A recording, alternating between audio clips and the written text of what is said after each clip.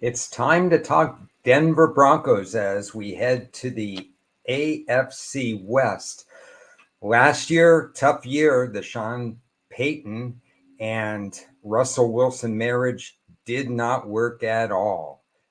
Now Russell Wilson is gone. Sean Payton is firmly in charge. But last year's stat sheet wasn't very good. I can read off some numbers to you. Yes, they went 7-4 in their last 11 games, but it was mainly because they fixed their turnover ratio. Their defense, especially with Patrick Surtain in the back end, really did their job. The offense didn't do a lot. It was really turnover ratio driven. They were minus over 1,200 yards, total yards. That's about 80 or so per game as a deficit compared to their opponents. They had 8 total rushing touchdowns. Basically, their pass defense, even though they yielded not as many points, red zone stops, but it was still a very high pass defense percentage. So this team had a lot of work to do. So let's get right into it. Let's talk about the draft to start out with. And when we go to the draft, obviously that first need was quarterback. Would they go ahead and select the rumored Bo Nix pick that everybody was anticipating? And when would they do that? They still needed a couple more offensive linemen. We do know that Russell Wilson is sack prone, but still the offensive line needed some work anyway. Short a wide receiver, having let go, traded Jerry Jeudy, they needed an extra wide receiver. They could use both run defense help and safety help. So there were a lot of needs in terms of the draft, especially since basically free agency for me was kind of a wash. They didn't really do anything drastic, adding or subtracting talent. So we go right to the draft. And as I stated right after the draft was complete, they really did need to draft Bo Nix at pick 12 because the other 5 quarterbacks had already been selected. 6 quarterbacks were considered in that very top group. You'd have to go way down. The gap between the 6th quarterback and the 7th quarterback was very pronounced. Once the other 5 went, I think this was the right move at pick 12 for Bo Nix, even though I had a top of the second round grade on him, which isn't a bad grade, to be honest. You're talking about a quarterback at the beginning of the second round. That's where Drew Brees was chosen, beginning of the second round, and look how he turned out with Sean Payton. Not necessarily saying Bo Nix is going to turn into Drew Brees, but he had 60 quarterback starts in college. He had an extremely high percentage in college. He has a very quick release, which is something Sean Payton craved for, having gone through the Russell Wilson second to the last in terms of release time for all NFL quarterbacks who had a sufficient number of starts last year. So Nix is going to do the things that Sean Payton likes. He's going to be relatively a finished product when he gets out on the field. And he's probably going to go to some of these quick reads, 1 and 2 wide receiver reads right away. So I think this can reduce sacks just because of the style of play that Bo Nix brings to the table.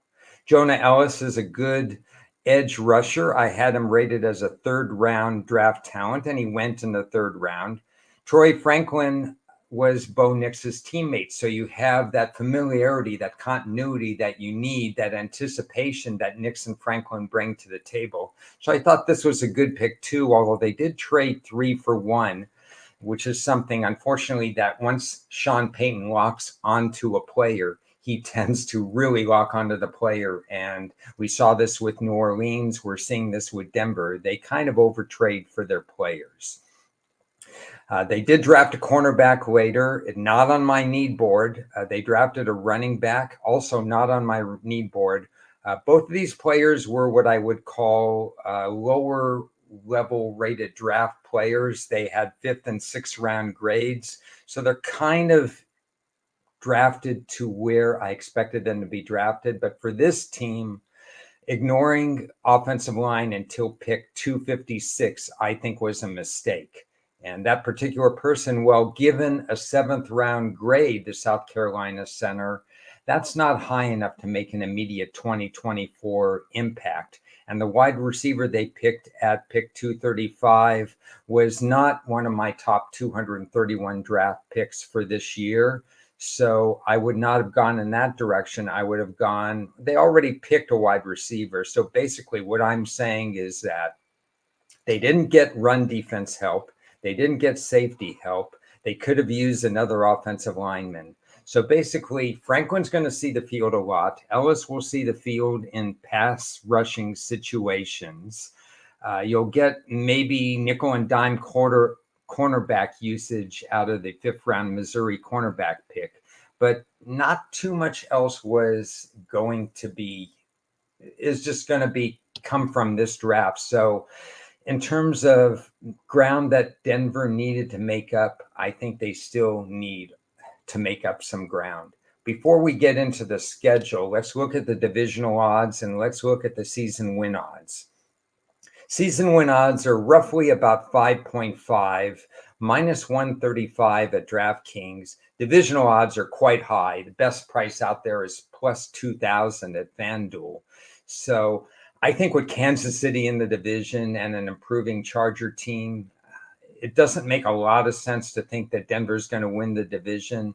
The 5.5 could be a little bit attractive. However, as I'm going to point out, I'm going to walk you through some of the schedule ebbs and flows, which makes this more of a lean than anything. I'm not going to be doing anything on their season win total, most likely. They just need to win 6 games to go over that 5.5 total, but I'm not convinced they could do that because there's a lot of ebb and flow to this particular schedule. Let me walk you through some of this. It starts right away going to Seattle, September 8th, and then a date hosting Russell Wilson and the improved Pittsburgh Steelers. You know Sean Payton has this circled on his calendar. The ebbs and flows of that means you're going to get Sean Payton's best attention. He really wants to defeat Russell Wilson. But then you have the letdown game. They have to go to Tampa, a non-divisional game, an NFC game, an opponent they're not familiar with an established head coach. I think we have a trap game coming up right away, 9/22, after that Pittsburgh game. They stay on the road to face Aaron Rodgers and the Jets. So basically, this could be at best a 1-3 start for Denver. It's going to be that ebb and flow all season long, and that's not going to be easy. And remember, Sean Payton and Nathaniel Hackett had kind of a war of words last year. So this is going to be another game while Payton's going to focus intently on that. So will the Jets and Aaron Rodgers getting a chance to play against Sean Payton, and he criticized Sean Payton for his comments last year as well. Then you get into the divisional games. They host Vegas. They're 0-8 their last 8 games against Vegas. And then they're going to play the Los Angeles Chargers. And so that's going to be interesting. Payton and Denver in particular, they played well against the Chargers, but this is a new regime, obviously, with Harbaugh at the LA Chargers. If you think there's not enough drama going on, the very next week, Sean Payton heads back to his old stomping grounds, New Orleans, to play the Saints.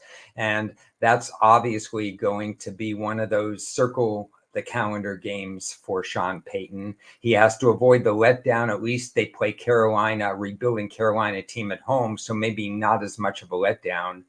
They still haven't had their bye week, and they have to go to a very physical Baltimore team after that. They're 1 out of their last 7 at Baltimore, and they stay on the road. Not ideal to stay on the road going up against Baltimore and Kansas City, perhaps the 2 best teams in the NFL back-to-back on the road.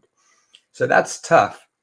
Then they come home to play Atlanta. They better have all their ducks in a row to play Atlanta. After that, they have to refocus, go back out to Vegas. Jerry Jeudy welcomes them when Cleveland and Denver hit, and they finally have the bye, and it may be too late of a bye to do any playoff damage, December 8th, before they have 4 more games. The last three are tough games as well. We're talking about the Chargers. We're talking about Cincinnati, both games on the road at the Chargers, and then at potentially cold Cincinnati before they close against Kansas City. Last year, Kansas City didn't need to win game number 17, but if they need to win, that's another tough game on Denver's schedule. I kind of like the fact that there's enough talent, and I think Sean Payton is a good enough coach to exceed that 5.5 win total. The problem is this schedule is too tricky for me. So here's my final thoughts again. 2023, very frustrating for Sean Payton. You could see it in his body language. You could see it by the way he benched Russell Wilson at the end of the year. Bo Nix is a system fit. I think he could slide right into the quarterback job. Is he going to be the greatest quarterback on earth? No. Is he going to win fourth quarter games? Probably not. But I think he's the kind of quarterback that can reduce turnovers. Remember, their running back, Williams, is one further year removed from injury. I expect a big year out of the running back group for Denver, and Williams in particular, which will take the pressure off a rookie quarterback. And as I just alluded to, the 2024 schedule is full of intrigue and drama. It's going to be a week-to-week attention span concern, I think, for Sean Payton and the Denver Broncos. In just about 15 minutes, I'm going to be talking again about another team in the NFC West. I'm trying to pull up the banner here, and it's going to be the Kansas City Chiefs. And the Kansas City Chiefs, two-time Super Bowl champs, how do they stack up in the division? How do they stack up in the entirety of the NFL? Tune back in about 10 to 15 minutes. Thank you for watching this particular video on the Denver Broncos.